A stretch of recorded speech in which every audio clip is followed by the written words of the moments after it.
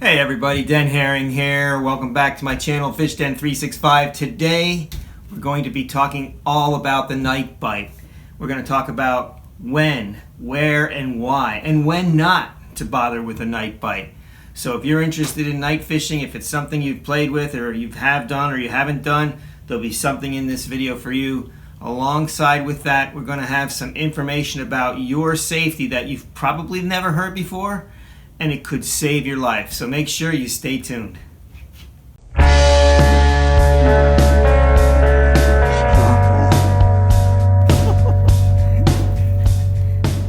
about that, huh? Okay, so let's talk a little bit about when, where, and why the night bite could be a very good way of going about fishing for a multitude of species, whether you're fishing for brown trout, walleye, largemouth bass, smallmouth bass, striper, crappie, you name it. A lot of these species can be active at night. Two of the species that are not as active at night are chain pickerel and tiger muskies. You can still catch them at night, but they're not nocturnal feeders. Purebred muskellunge, on the other hand, can be. So those species you can go after at night and have some good success. But just about all the other freshwater fish species, there is a good night bite, and some almost exclusively feed at night, like the walleye. They feed at night. They have a definite vision advantage over their prey at night, and so they'll feed actively at night. So when is it a good time to fish for nighttime, at nighttime in the dark? Well, whenever you have very clear water, whenever you have very pressured water, pressured lakes or rivers that have a lot of good clear water, those are always good times or situations to fish at night. And the reason for that is a lot of times in clear water environments, the fish are shy. They can see very, very well, and so they can become line shy. If your presentation is not perfect, they may come up to your bait. If you're seeing fish coming up to your lure and then shying away or veering off, that's a sign that something's not quite right. And that often happens when the water is extremely clear and the fish can get a really good look at your bait. That's when night fishing can come into play, both in pressured situations and in clear water, or a combination of the two. And oftentimes in those types of environments, there are whole subsets of species of fish. In other words, whole bass populations, whole walleye populations, whole striper populations that feed almost exclusively at night. In other words, they're not very active at all during the day. It doesn't mean you can't catch them during the day, especially with a reaction strike, but they're actively feeding after dark, and you could take advantage of that predator instinct by fishing for them after dark. So that's what we're talking about here today on Fish Den 365. Now, before we go any further, let's talk about when is not a good time to fish at nighttime. So conversely, it would be if you have muddy water conditions, heavily stained water. There's really no point in fishing at night because the fish lose their advantage. The bass, whatever they are that you might be fishing for, they don't have the advantage of sight at night if the water is extremely dingy. In fact, it's even harder for them to see.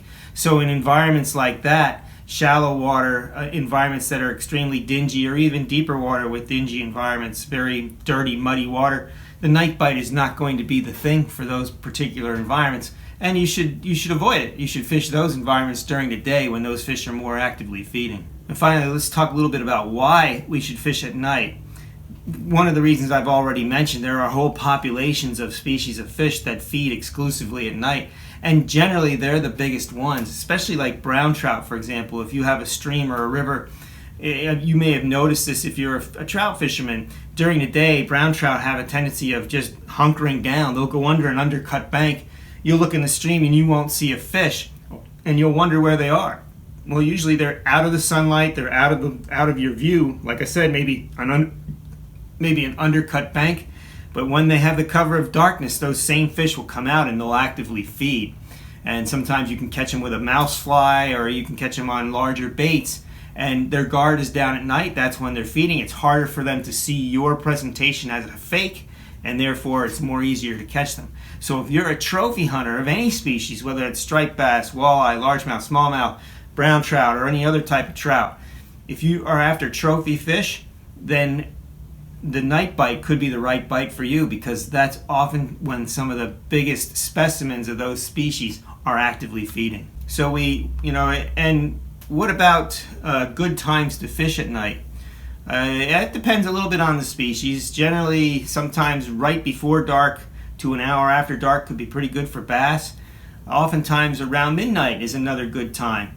If you have a bait fish spawn, like an alewife spawn where we have here in Pennsylvania where I live, that generally takes place between 10 at night and 2 or 3 in the morning, sometimes a little later.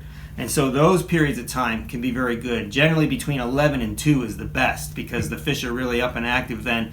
They're on the surface. They're doing this little spawning ritual where they do a circle on the surface, and they're vulnerable to big prey fish like bass and stripers, walleye, and you can actually hear the fish busting on them. So it helps you hone in on where the fish are. So there's another time that it could be beneficial to fish for these bigger fish. Right before daybreak is another time where fish might turn on. It's just a matter of understanding the environment you're fishing, knowing a little something about the fish that you're fishing for, and also what they're eating. Gizzard shad is another thing that takes place. They start to spawn a little bit later after the alewives. Sometimes they're spawning together. Usually the alewives will start first, and then a few weeks later the gizzard shad will start, and the gizzard shad move extremely shallow, right against the banks in a lot of cases, to do their spawning thing.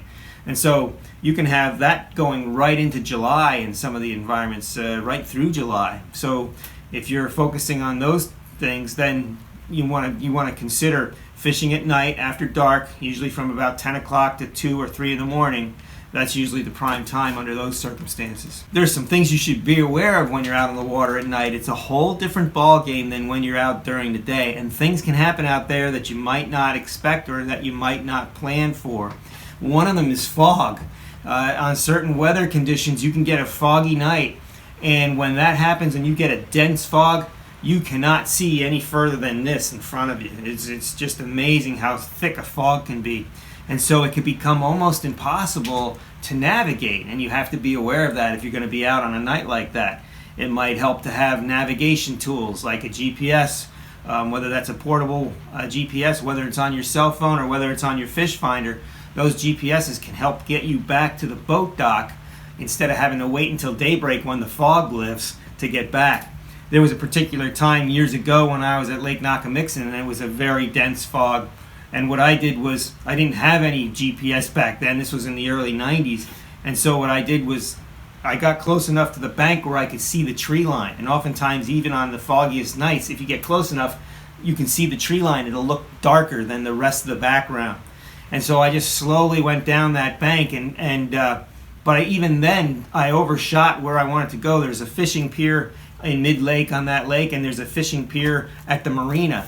I meant to go to the fishing pier at the marina, and I ended up at the fishing pier mid-lake on the lake, and didn't realize it until I got there and recognized that there was no boat launch, and I had to turn around and just slowly go back. But you certainly don't want to be flying at top speeds when you're in the fog like that, because the boats that might be out there with you, even if they have their anchor light and their navigation lights on, you will not see those lights until you almost come right up on the boat. In other words, you might only see them one boat length or less away if the fog is dense enough. So before you know it, if you're flying along at a fast clip or a fast rate of speed, you can be crashing into somebody, and it's not worth it to hurt yourself or hurt someone else, worse yet. So you got to just be aware when you have those foggy conditions to take it easy, take your time, and you'll get back if you have the navigation tools and if you use the shoreline carefully. You have to understand that when you're shallower, you don't want to run your lower unit into a rock or stumps or the bottom. So you got to be careful, and it really does help to know the lake that you're in. I knew Nakamixon like the back of my hand at that point, and it still happened to me where I didn't end up where I thought I would.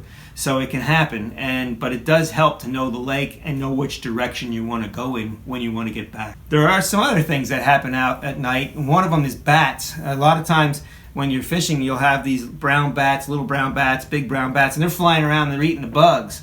And that tends to happen a little more if there are lights, like a lighted dock, or maybe if you're fishing in front of a lighted marina. The reason why that attracts the insects, which attracts the bats. But even in pitch blackness, these bats can be flying around.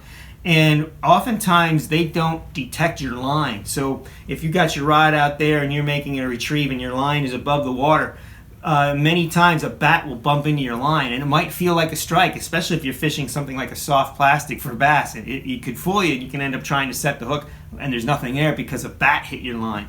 So just got to be aware of that, because if you set the hook hard enough, you can have something flying back at you because there's nothing on the other end of the line. I've never had a bat land on me, or I've had them buzz right in front of my face. I've had them get really close to my ears. I've never had them land on my head or my hat or anything like that.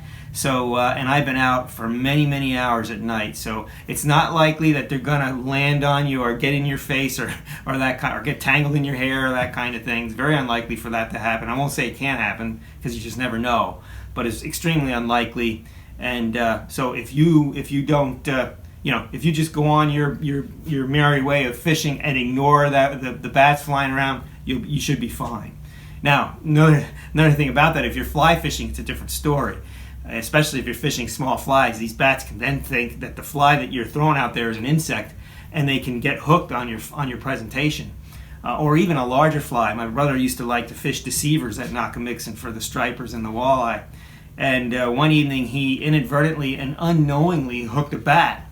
And his presentation landed in the water, and when he reeled it in, he felt some weight, and he assumed it was some weeds on the end of his line, reeled it up and grabbed his line and realized he had a bat flapping on the line on the end of his hook instead of some weeds. So that could happen, especially if you're fly fishing.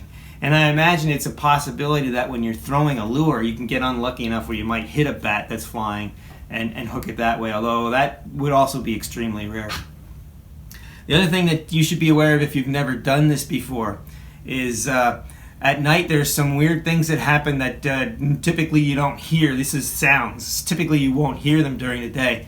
If anyone's ever been out at night and they heard a fox or an owl catch a rabbit, you know what I'm talking about. I don't know why it takes so long for the rabbit to get killed by these predators, but sometimes a rabbit can scream for 20 minutes to a half an hour, and that generally sounds something like this. And it's very loud and it's very shrill, and it can go on for a long time, and if you're not used to it, it can get it can get you a little creeped out. So just be aware that there's going to be sounds at night that you don't hear during the day. A lot of it is predators hunting, under the advantage that they have under the cover of darkness.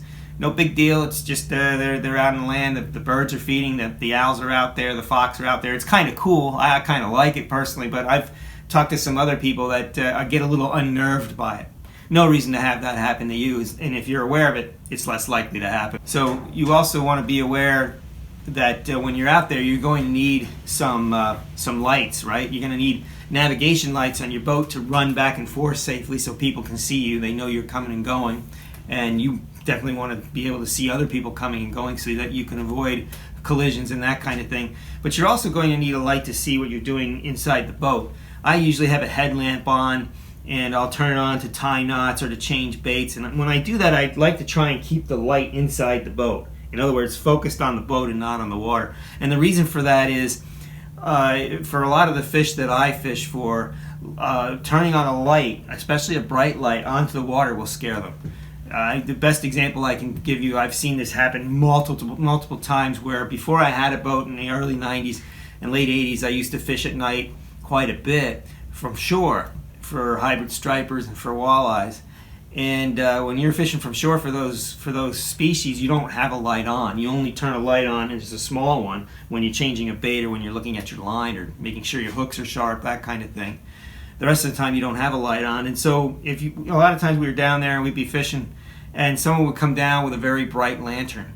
And at that point in time, before that person came down with the lantern, back then there was an incredible hybrid striper bite down there. The alewives would be up, and it would sound like Pearl Harbor. These hybrids would be up and bashing all over on the alewives, and the purebreds too. And as soon as someone would come down with their lantern and lay that at the bank, everything in front of that within 50 to 75 yards would just shut off. They would move down. The stripers would move further down the bank. You'd still hear them down there. They'd move further up. But anywhere near where that light was, they'd shut off. You wouldn't be able to catch those fish. Now, I'm not saying that lights don't work for other species. I understand that you can turn them on and they attract bait fish, and they'll work for crappies and all that.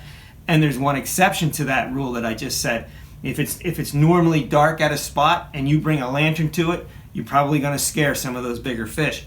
However, if this spot has a dock that has a light on it every night, or if you're at a boat launch or a marina that has lights, those areas, those fish are used to those lights being on, and they tend to be very good for fishing because those same lights do attract the bait fish. And so it could draw some of these big game fish in. So that's when you can take these lights that are on night in and night out and use them to your advantage. But if you're fishing a dark area and you bring bright lights and you turn those lights on, don't expect to catch very much. It's not going to happen. So when it comes to bait and species and what to throw for different species at night, that's a subject for another video. We'll get into a separate video on that and discuss that. One last thing that I want to talk about that's extremely important is getting home safely. And what I mean by that is if you're out fishing at night and it's not something you do night in and night out, you can be quite tired on the way home, and you want to make sure that you stay awake so that you don't drive off the road and get yourself hurt or hurt somebody else. And this is something that can happen quite easily, especially if you're not used to being out at those hours. You know, if you're used to having a same schedule of going to bed at 10, 11, 12 o'clock at night and getting up at 6, 7, or 8, and then all of a sudden you do a night or 2 or 3 where you're out at 3 or 4 in the morning and then driving back home or driving back to your hotel or wherever, that could get you into trouble if you're extremely tired. So what can you do to maintain your level of alertness while you're driving? There's a couple of tricks. One, I suppose, I don't use this particular trick because it doesn't work for me, but for others it does, and that's to use an energy drink like a 5-hour energy that has the caffeine. For me, what that does to me is it makes my heart skip beats, and I don't like that feeling, so I don't do it. And then on top of that, if I do something like a lot of caffeine like that, it kind of winds me up and it just messes up my ability to sleep when I do get home. So I don't like that as a solution. But there is a couple other ideas. One is you can open the windows of your vehicle and let the air run in. That sometimes can be helpful. Another is to take extremely deep breaths from your belly. This is your body's kind of like a battery, and you could use the breath to energize your body. So by taking large deep breaths right down into the diaphragm and inhaling through the nose as much air as you can get, and exhaling, and doing that maybe 10 times, that'll energize you a little bit for a period of time. One that works even better than that has to do with manipulating some pressure points on the back of your neck. So I guess the best way I can describe that is those points are right here, where these little holes are, right at the base of the skull. You have 2 little gaps there. And if you ever watch a boxing match, especially, I don't know if this still happens because I'm in the UFC today, I don't watch boxing anymore, but back in the day when the UFC didn't exist, I watched a lot of boxing, and so I imagine they still do this today. But during when you have in between rounds, oftentimes the trainer will sit the fighter down and they'll massage these 2 points right here.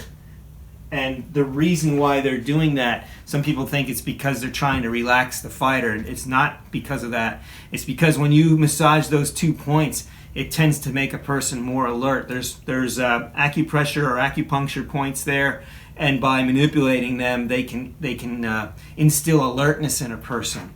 And a better method to do than massaging it is to actually slap it. And the way to do this is if you're right-handed, you take your right hand and you reach across. You don't want to hit the same side. It won't work that way, but it will work if you go to the opposite side. So I take my right hand, take it to the opposite side, and I give myself a good whack, just a slap right in that little gap, right in that little hole. If you do that, you'll actually feel yourself, sometimes if you do this to another person lightly, you'll see their eyes will kind of open up. It tends to fire you up, and it'll fire you up, and that could last 10, 15 minutes, and that could be good enough to make the difference between getting home safely and not. So you take your hand, you find that little point, you can just find a little hole right at the base of the skull, at the side of the neck, you give it a good smack. It's going to wake you up and it's going to help you get home safely. The last thing, that's a trick that I use often and it really helps me. The other thing that I do, especially if I'm extremely tired and I'm getting tired right away after I've tried that, is to have something to eat on the way home. Usually something sweet. Chocolate chip cookie works for me really well. A couple of chocolate chip cookies, something like that. As long as you're not diabetic, I suppose it's not a bad thing. And so eating something while you're going home could also keep you awake. What you're doing there is you're just trying to get some senses going, right? So you have the sense of taste, you have some smell going there, you're already seeing things around you. Music could also help if you get fired up to Van Halen or one of your favorite music artists. sometimes that can help too. Anything that stimulates the senses can help keep you awake, and those kinds of things could get you home safely. So keep those things in mind, and I hope that you can get out, enjoy your night, and get home safely. Somebody may ask the question, well, how do I know about this pressure point here and massaging the neck and all that? And that's a subject for another day too, but eventually I'll come out with a video that discusses where I learned some of these kinds of things. And it'll be interesting, but it's not fishing related, so like I said, it's a subject for another day. Well, I hope you found this video presentation helpful. If you did, please hit that like button, let me know that you liked it.